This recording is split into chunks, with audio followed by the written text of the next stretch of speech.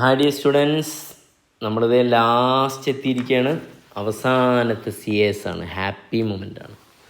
Okay അല്ലേ? Cost accounting standard on treatment of revenue in cost statement. Revenue in cost statement.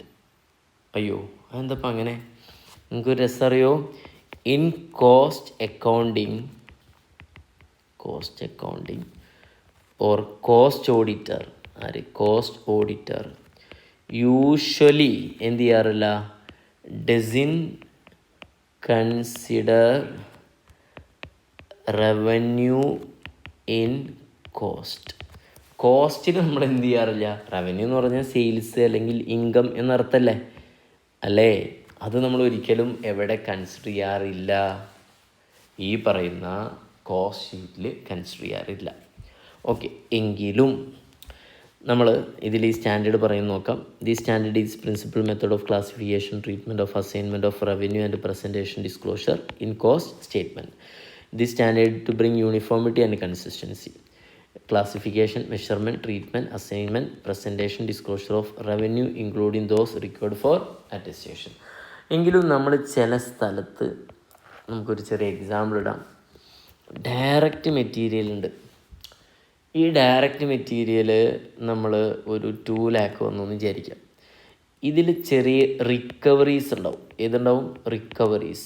Okay അല്ലേ? ഈ recoveries അല്ലെങ്കിൽ നമുക്ക് subsidy എന്നൊക്കെ പറയും. ഗവൺമെൻറ്റിൽ നിന്ന് എന്ത് കിട്ടും? ചിലപ്പോൾ സബ്സിഡി ഒക്കെ കിട്ടും. അപ്പോൾ 2 lakh ഡയറക്റ്റ് മെറ്റീരിയൽ ഉണ്ട്. അതിൽ 1 lakhൻ്റെ പൈസ ഗവൺമെൻറ്റിൽ നിന്ന് കിട്ടി, സബ്സിഡി കിട്ടി. ഗവൺമെൻറ്റിൽ നിന്ന് മറ്റേതെങ്കിലും കോർപ്പറേഷനിലോ അല്ലെങ്കിൽ ഏതെങ്കിലും ഒരു അതോറിറ്റി കയ്യിൽ.